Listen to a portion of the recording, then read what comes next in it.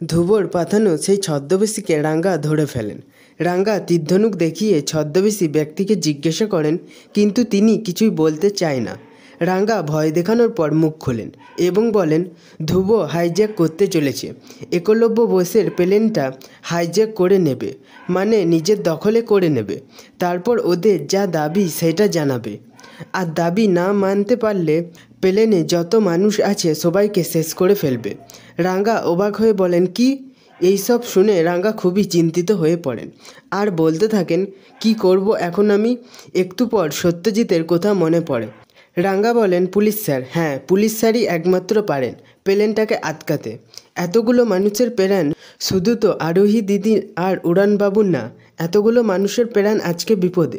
না না, আমাকে এক্ষুনি জানাতে হবে। এই বলে সত্যজিৎকে ফোন করেন। সত্যজিৎ ফোনটা ধরে বলেন, হ্যাঁ রাঙামতি বলো।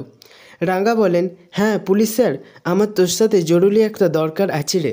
সত্যজিৎ বলেন, রাঙামতি আমি একটু ব্যস্ত আছি, আমি তোমাকে পরে ফোন করছি। এই বলে সত্যজিৎ ফোনটা কেটে দেয়। রাঙ্গা বলেন, কি হবে এবার? কি করব আমি এখন? এই নকল কোচ স্যারটা তো প্লেনটা দখল করে নেবে। এতগুলো মানুষ, উড়ানবাবুর কি হবে?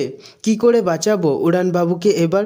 ছদ্মবেশী বলেন, কাউকে বাঁচাতে পারবে না তুমি রাঙামতি। তোমার বর একলব্য বসুকে তো নয়ই।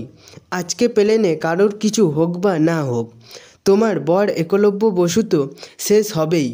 ধ্রুবর স্যারের টার্গেট হলো একলব্য বসু, আর সেইটাই স্যারের প্রতিশোধ তোমার উপর।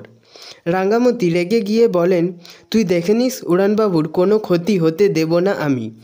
দরকার পড়লে আমার জীবনটাও দিয়েও উড়ানবাবুকে বাঁচাবো।